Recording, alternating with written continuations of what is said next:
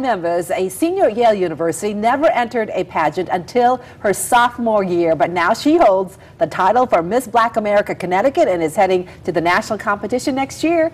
Liane Membis joins me now. It's great to have you with us. It's great to be here. So fill us in a little bit about the history of Miss Black America. Well, Miss Black America was a pageant that started in 1968. It was actually the first Black-owned and operated pageant, and it basically became a popular thing because there was a lack of presence and acknowledgement of Black beauty in the mainstream media. So it's been going on for 40 years now, and it's currently in its rebirth period, and I'll be competing next year. So why was it so important for you to be part of this? I mean, I think for me, like I said, I've never really been involved in pageants when I was younger, but truly it was more so about the legacy and the history and kind of representing African American women in a positive light, so that's why I really wanted to do it. So you started doing this your sophomore year? What made you decide to do it? Honestly, it was kind of just coaxing from my friends.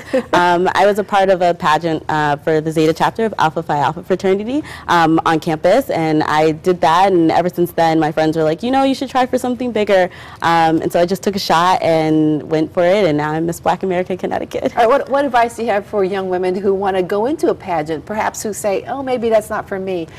I would really just say take a chance. You know, I'm all about risk taking, and you only live life once, so, you know, really get out there and just do things that, you know, you think you can't do. And the competition, I mean, it is not easy. You do go through quite a process. You have an interview process as well. Yeah, there's an interview. There's also the swimsuit portion, so you have to make sure you look fit. There's also the evening gown, dress, question and answer, and the talent yes. program.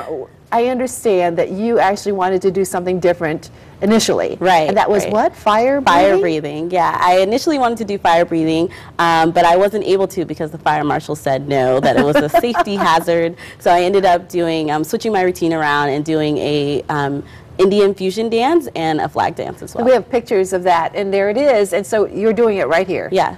And so what kind of dance is this again? It was a mixture of an Indian fusion dance, so just traditional, classic Indian dance. And then I also incorporated the flag because I used to be a color guard in high school. And how did you choose the dance? I mean, honestly, I just really wanted to do something different, so I was kind of looking to a more global, global appeal. And that's really what you want to do when you're in a pageant like this, when you're competing with other girls. You really want to stand out. Right, right, right. What are some of your other passions in life? I hope to be a journalist when I'm older. I also want to be a professor as well. So really choosing to inform the community, educate, and cultivate as well.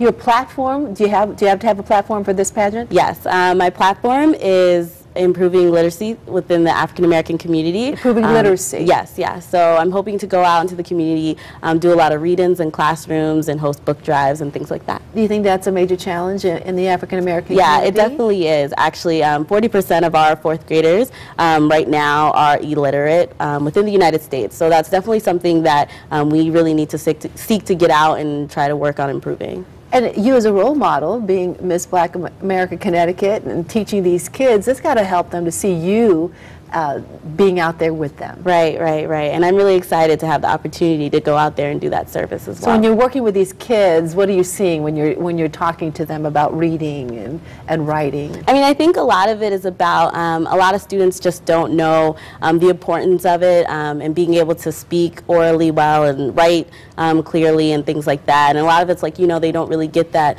installation at home. So being able to go out and talk to kids about it and, you know, let them see how it's helped me is really helpful for them to grow as well. I always say if you speak well and write well, you will do well in life. It'll help you with whatever it is you want to do in life, right? Right. I'm so happy for you, and congratulations in your title. And so what are you doing now to prepare for the national competition? Well, right now I'm trying to keep up with my fitness plan. So you're working out a lot? Yes. And then also just doing a lot of practice in regards to my talent. I'm debating whether I'm going to do a spoken word or dance piece, so I'm going back and forth on that. But also just getting out there in the community and trying to do that service work that's really important to the Miss Black America pageant. And is there a scholarship involved with the pageant? Yes, there's a scholarship for the winner, and it's close to about like $5,000, I believe. So another good reason to be involved with pageantry. So. Oh, that is wonderful. I just want to just wish you well, and just I think you're doing great things, and you may become the next Miss Black America. I hope so. Thank and you so much. You never know, you might be sitting in this seat one day as well. Liane, thank you. Thank you.